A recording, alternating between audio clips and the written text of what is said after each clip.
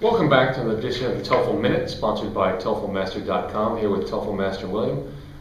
William, one of the things that a lot of people take a look at, they do the TOEFL test and they want to research it, and they want to figure out what is this test about. So a lot of folks go online, right? They go online, maybe they go to bookstores, and they try to find out the information, all they can about the TOEFL.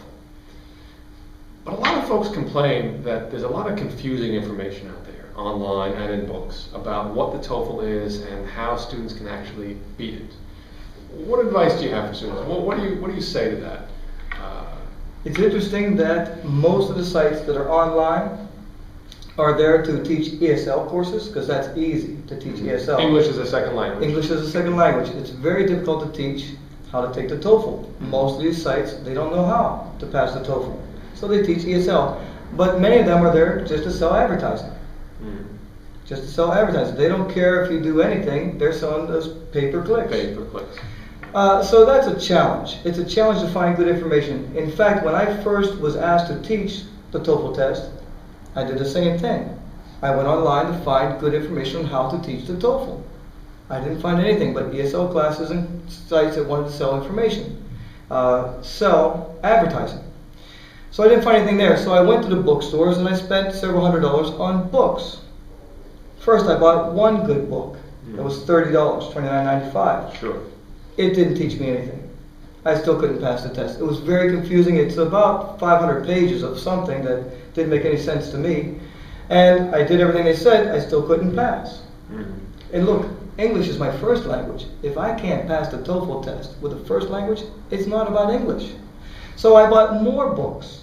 And it was the same problem. They were contradicting. They were confusing.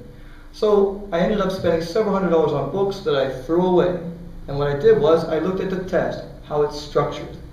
And I realized that the structures are the same structures I had to deal with when I was in university. I looked at the questions. The questions were worded in a very funny way, a very confusing way. Very confusing way. So I learned that there's a psychology to the test. There's a structure on how they give clues in the passages. There's a structure for the different question types. And they have very specific rules for wrong choices. There are no right answers on the test, only wrong choices. The right ones are what's left over when you've eliminated what's wrong.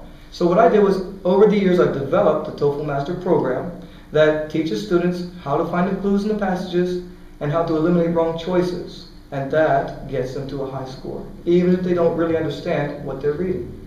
So what you're saying is you face the same problem.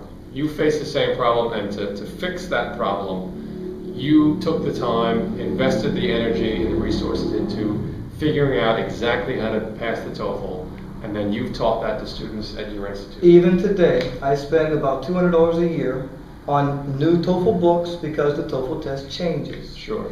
And I end up throwing them in the trash because the TOEFL Master program works.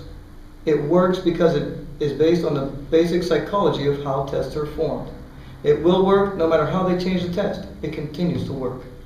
Thank you for that advice and information. For more information and for a chance to get your own TOEFL tutor, go to toefl-master.com.